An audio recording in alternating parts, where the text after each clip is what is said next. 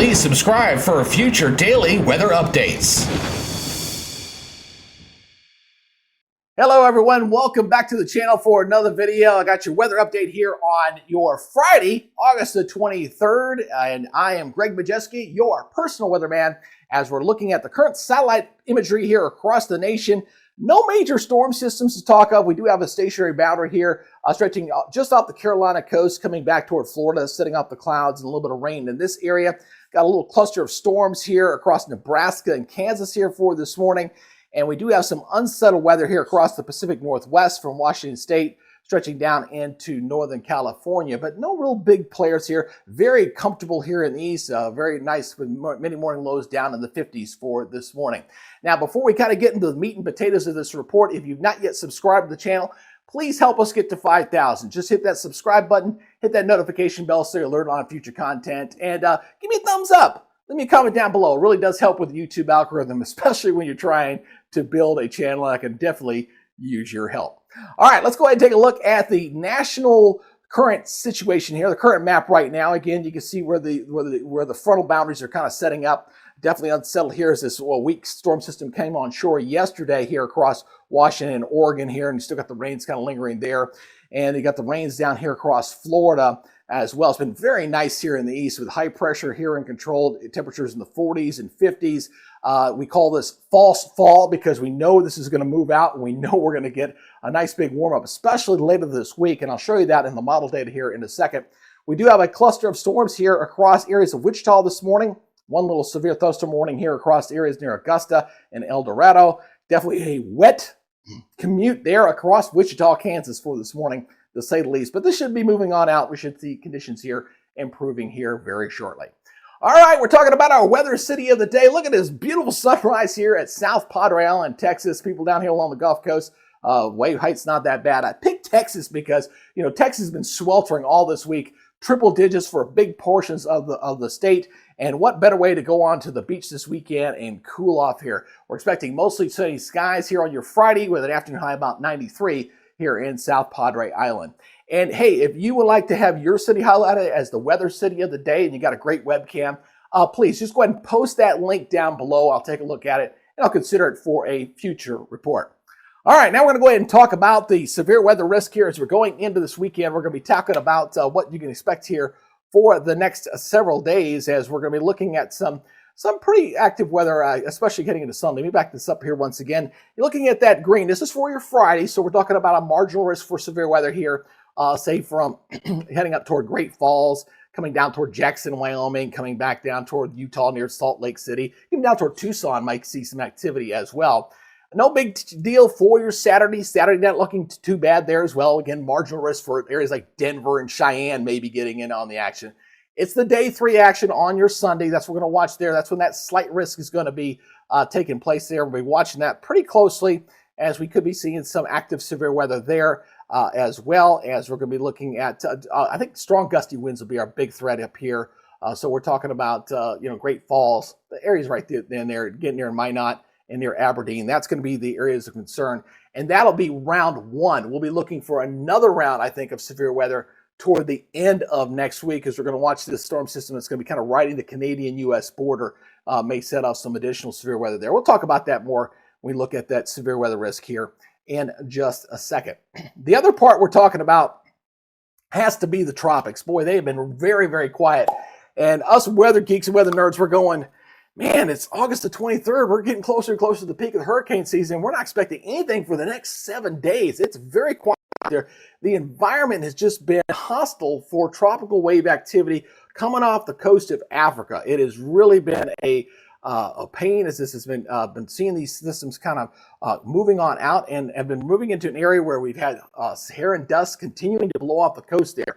Saharan dust is a hot layer, a dusty layer that gets out into the atmosphere. And when you get thunderstorms trying to rise, it's like, we call it a cap in the States when we can't get thunderstorms to pop. Same thing out there. It just can't get that column area to rise to get thunderstorms to develop for a tropical system to develop, tropical waves or tropical depression. We're just not seeing it out there, despite the fact that we've got a lot of latent heat out in the tropics, still running very, very high. Now, statistically speaking, we're talking about things getting pretty busy as we get toward the peak of the hurricane season. And look here, this is the ocean heat content map. So we're talking about a lot of latent heat out there running well above normal. You see the August 22nd level right there. That blue down below, that's the normal. So we're definitely running above average there with the amount of latent heat to feed these storms. We're just not getting them developed, but because of the conditions that are out there. Now, as we head into September, things start to pick up. That area there in red is where we traditionally see a lot of storms form.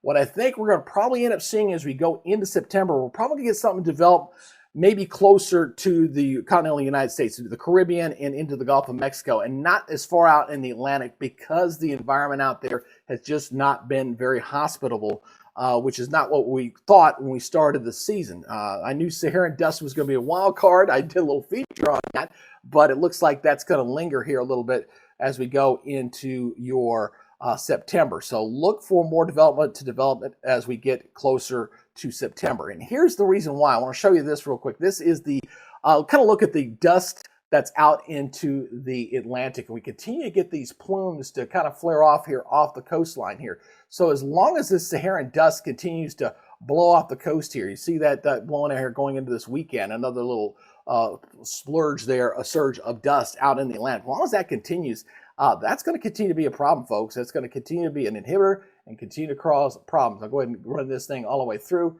so you can kind of see that Saharan dust is going to linger straight through next week. In fact, looks like if you go to the tail end of this run, another surge of Saharan dust coming off the African coast going to next week. So we're going to be looking closer to the United States, Gulf of Mexico, and the Caribbean for development, I think, as we go into the month of September. So stay tuned for that. All right, time to switch gears. We got to go ahead and take a look at the European model data here. We're going to go switch over to this and see what you can expect in the continental United States. So let me go ahead and switch over here, and we'll switch over to what we're expecting here as far as the regions are concerned. Step over to that.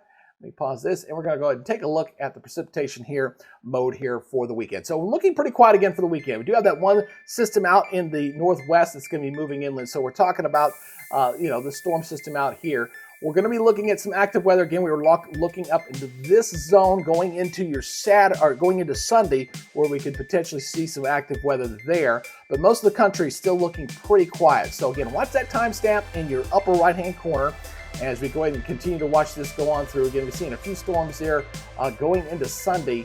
Doesn't look all that impressive on the European, but again, Storms Prediction Center will be watching that for Sunday as we go through this upcoming week.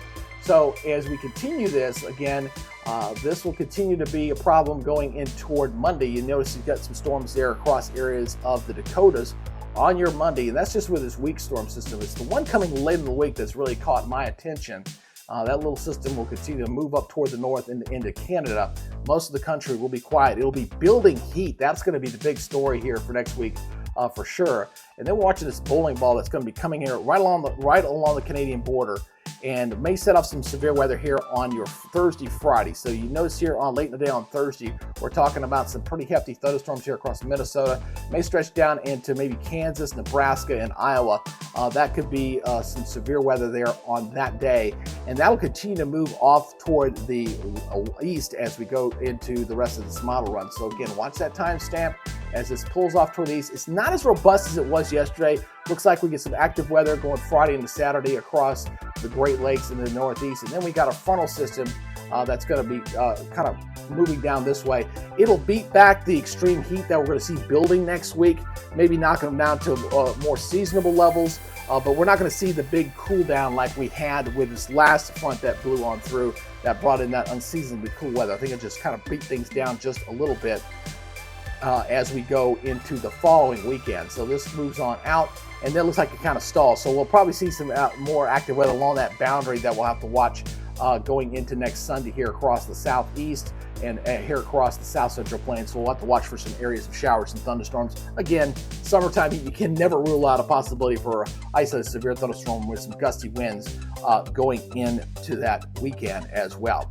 Let's go ahead and switch over to the temperature anomaly map. Again, what we're going to be watching here again is the fact that we're going to see things greatly change here over the period. Again, we're looking right now where you see those blues and the greens as the temperature's running abnormal below normal. we're still, again, look at the heat that they're dealing with there in Texas. That's going to start to move on out. So say goodbye to this here as we go throughout the day on Friday, going through the weekend. Things are really going to start to warm up. You notice the big warm up here going into your Saturday across the middle portion of the country. Really kind of builds up here for your Saturday afternoon. So a lot of that blue greens going bye-bye as we're going to be seeing the reds here building up here in the middle of the country. Seeing a little cool pocket here. That's what's going to be moving out of the Rockies, setting up a little bit severe weather on Sunday across the high plains. Again, you get to clash of the air masses going on there as we go into your upcoming Sunday. So we're talking about the 25th there with that going on. So clear this out. Again, watch that heat. It's really going to build up across most of the east. We're going to say goodbye to very warm weather there Monday across the high plains. You see the clash there of the air masses, which we'll have to watch for some thunderstorms here across Monday as we get the little cool pool going here, pulling out into the high plains as we go into Monday the 26th. And so as we continue to go forward, again, that front is just the initial one. The big one's going to come in later in the week. That's Thursday. Look how warm it is here in the east on Tuesday. Wow, we're talking Chicago. We're talking Louisville, Kentucky. We're talking about the deep south, getting into Nashville. Atlanta might see temperatures flirting with 100 degrees with that heat building across the east. So areas that we're seeing below normal temperatures going into Wednesday next week, we'll see unusually warm weather for that period. And then we'll be watching another system that'll be dropping back here. That's what's going to beat this heat down as we go into Thursday, Friday, and into that following weekend. That's when things will begin to see that change take place over that period. So again, watch this as we go on forward. We got that front coming on in, but again, not a big drop off, just enough to kind of beat back the extreme heat going into Saturday. So we see that real dark red color still holding on there on your Friday, but the front does slide on through. We beat it back just enough. By the time we get into Sunday, at least you're closer to average here. It looks like because of precipitation and rain chances here, we'll see a little bit cooler weather here across portions of Oklahoma, Kansas. At least we're not seeing the bright reds over Texas by the following weekend. But most of next week, we're definitely going to see below normal temperatures get moved on out as the above normal temperatures begin to move on in. And that's what the climate outlook is kind of showing us here. And this is the updated climate version here for the next 6 to 10 days. So we got that cool pool here coming in across areas of Montana and into Wyoming. So we cooling things off here, but again, surge of warm air here. We're talking August 28th through September 1st. So going into your Labor Day weekend, Labor Day being September the 2nd. And it looks like we're going to stay with below normal precipitation across the south, up into the Pacific Northwest, which is a little rainy this morning. So wet weather across the Great Lakes, and still looking at a pretty active monsoon there across portions of Arizona and New Mexico from day 6 through 10. And as far as 8 to 14, again, this progresses off to the east a little bit. Fairly seasonable temperatures here across the middle of the country, except for the high plains, looking at below normal temperatures, but still warm with above normal temperatures across the southeast, and a big area of above normal temperatures here across the Pacific Northwest as we're looking August 30th through September the 5th. And as far as precipitation is concerned, looks like fairly average for most of the country. Still looking at below here across the southeast and as well as the northwest as well, and a little pocket of above normal precipitation there for areas, say, of Colorado, Nebraska, parts of Nebraska, and Kansas as we go into the first week of September. So again, looks like we're going to see some active weather potentially next week with that next storm system coming on in here. So I'll be watching for that severe weather risk, especially going into, say, Thursday and Friday of next week with that next storm system coming on down. And of course, we'll be watching the tropics very religiously to see if that switch is going to get flipped and to see if we're going to see some active weather out there as well. Now, hey, I know there's a lot of choices out there in the YouTube universe, a lot of weather weenies out there, and it would be an honor and a pleasure to be one of your weather sources. So if you'd like to have this as a part of a regular feature in your YouTube feed, all you got to do is please subscribe to the channel, hit that notification bell so you're and give me a thumbs up, leave us a comment. It does help with the YouTube algorithm when you're trying to grow a YouTube channel. You need a little help, and if you guys can help me out, I definitely would appreciate it. All right, that's your daily update weather for now. And you guys take it easy. We'll see you on the next update. Till then, be good, stay safe. See you next time. Bye, guys.